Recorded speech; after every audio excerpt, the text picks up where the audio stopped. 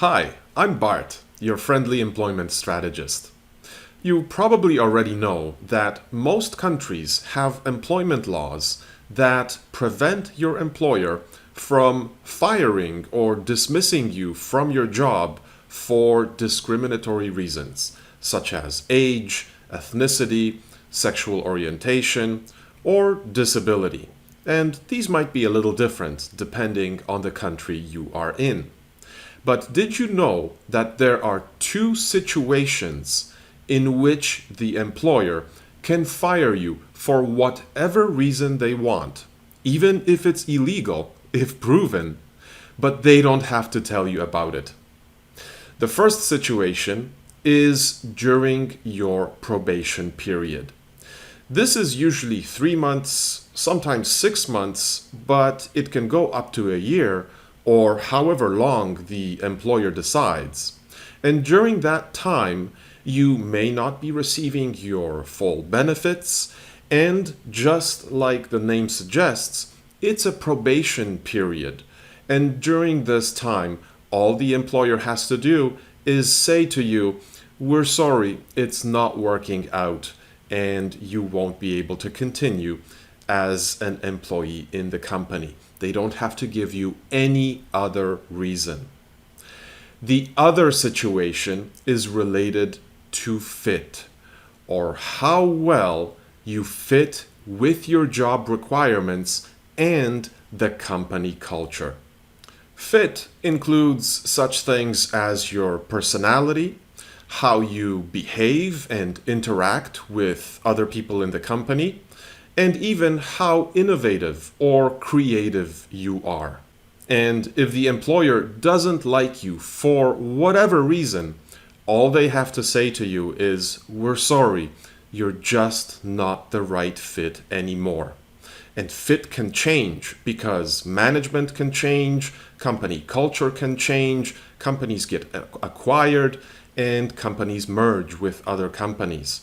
These are all situations where fit could be a reason for terminating employees.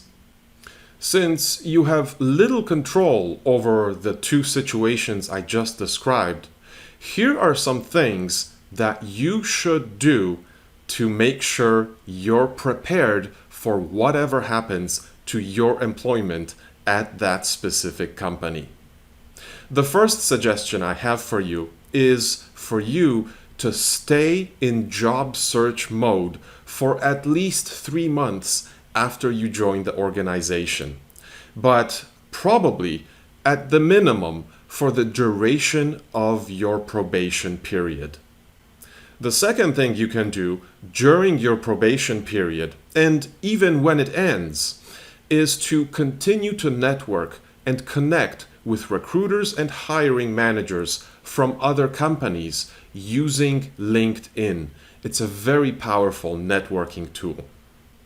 The third thing I recommend that you should do is keep informed about your company's competition, or the companies that compete with your company.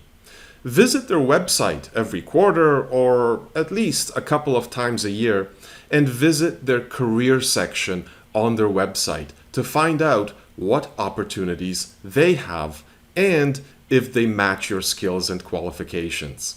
Which leads me to the fourth thing you should do, and that is to always keep your resume up to date. You should review it at least every 6 months to make sure that your skills, your qualifications, and your experience sections are up to date. And the fifth suggestion I have for you is related to mindset. Stop thinking of yourself as just an employee working for a company. Instead, think of yourself as a freelancer working for yourself. You just happen to be at that particular company right now. Keep in mind that these days, people switch jobs about every 3 to 4 years, especially if you're 35 years of age or younger. You can expect to have at least 10 to 12 different employers in your professional lifetime. Now, that's much closer to being a freelancer than an employee. Another difference between an employee and a freelancer is that a freelancer takes accountability of their skills. They don't wait for the employer to provide training.